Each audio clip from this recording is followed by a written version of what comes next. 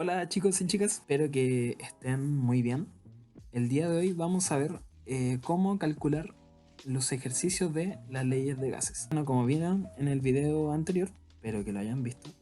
Si no, vayan a verlo. Vimos algunas leyes de los gases. Vimos la ley de Charles, vimos la ley de Gay-Lussac, la ley de Boyle, que bueno, claramente no tenía un muy buen gusto por los peinados. Pero el día de hoy nos vamos a enfocar cómo sacar los cálculos de las leyes de los gases. Bueno, vamos a comenzar con la ley de Charles, que bueno, en su ley nos indicaba que había una relación directa entre lo que va a ser la temperatura con el volumen. Pero, ¿qué significa eso? Bueno, vamos a ver que a una cierta cantidad de volumen que vamos a encontrar en los frascos, vamos a ver que si la temperatura va aumentando, vamos a ver que el volumen también va a ir. Esto tiene mucha relación con lo que vimos en el módulo pasado sobre la teoría de cinética de partículas. Y a medida que la temperatura va aumentando, la oscilación de las partículas va a ir aumentando también. Pero antes que todo, debemos comprender la siguiente fórmula que vimos en el video pasado. Así que ya saben que si no lo han visto, les recomiendo que lo vean entenderla. Bueno, la fórmula era más o menos así.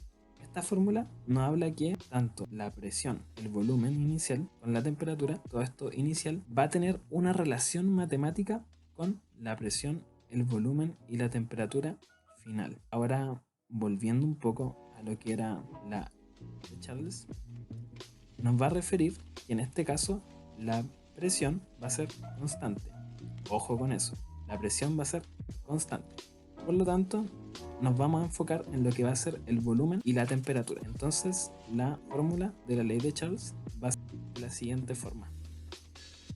Vamos a ver entonces que el volumen y la temperatura inicial van a tener una relación matemática con el volumen y la temperatura final. Tenemos que tener esto muy claro. Pero antes de continuar, tenemos que tener otro detalle muy claro. La temperatura en grados Celsius para esta fórmula no nos va a servir.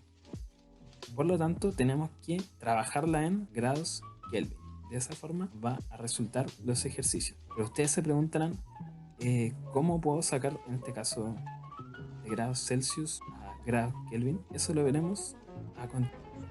Primero vamos a encontrar que tenemos los grados Celsius y a eso le vamos a sumar 273 grados. Eso nos va a dar entonces los grados Kelvin. En el caso de que, por ejemplo, tuviéramos 100 grados Celsius, le sumamos los 273. El agua estaría hirviendo en grados Kelvin a unos 373.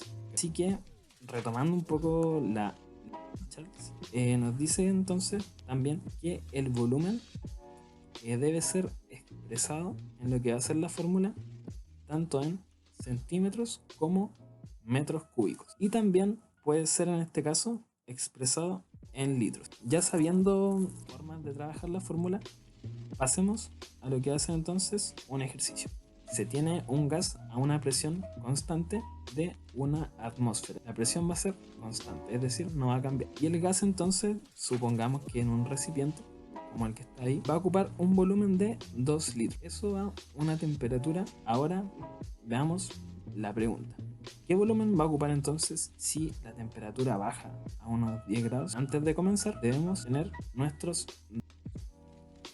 El volumen inicial, como dijimos, va a ser de 2 litros. El volumen final, que ese es nuestra incógnita. Por lo tanto, aún no lo sabemos. La temperatura inicial, que va a ser de 30 grados Celsius, y la temperatura final de 10 grados Celsius. Pero recuerden que acá los grados Celsius no nos sirven. Por lo tanto, debemos pasarlo a grados Kelvin. Por lo tanto, la temperatura inicial, que era de 30 grados, le vamos a sumar 273 y nos va a quedar con 303 grados Kelvin. Ese va a ser entonces el dato de nuestra temperatura inicial. Ahora, pasando a la temperatura final, vamos a encontrar que son 10 grados. Por lo tanto, se los sumamos a los 273 y vamos a tener 283 grados Kelvin. Ahora que ya tenemos los datos de temperatura, reemplacemos.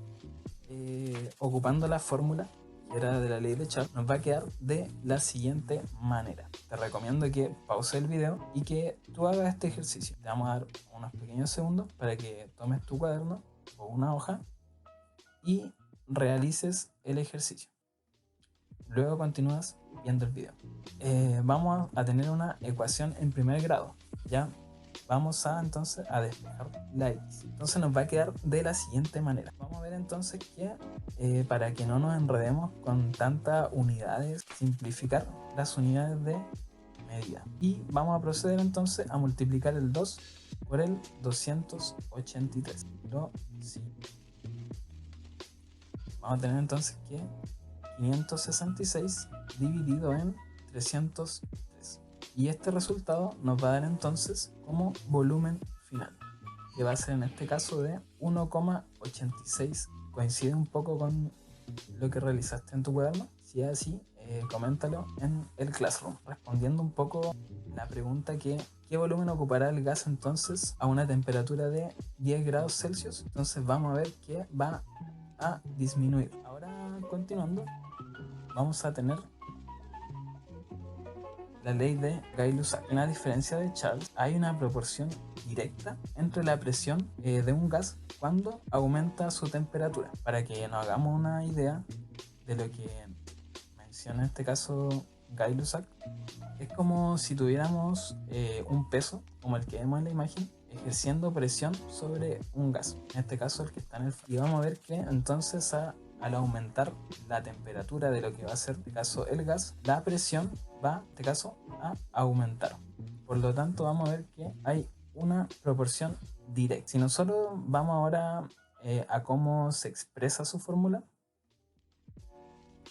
vamos a ver que es el volumen el que va a permanecer constante. Entonces la presión y la temperatura inicial van a tener una relación matemática con la presión y la temperatura final. Aquí hay que prestar atención nuevamente porque la temperatura también hay que trabajarla en grados Kelvin. Pasemos entonces a un ejercicio que nos menciona que un gas a una temperatura de 35 grados Celsius y una presión de 440 milímetros de mercurio se calienta hasta que su presión sea de 760 milímetros de mercurio. En este caso, si el volumen permanece constante, ¿cuál es la temperatura final del gas en grados Celsius? Entonces, ya que tenemos todo el problema planteado, los datos que vamos a utilizar. Bueno, tenemos entonces la presión inicial, que como dijimos va a ser de 440 milímetros de mercurio, también la presión final, que va a ser de 760 milímetros de mercurio, y la temperatura inicial de 35 grados Celsius, y nuestra incógnita para esta ocasión, que va a ser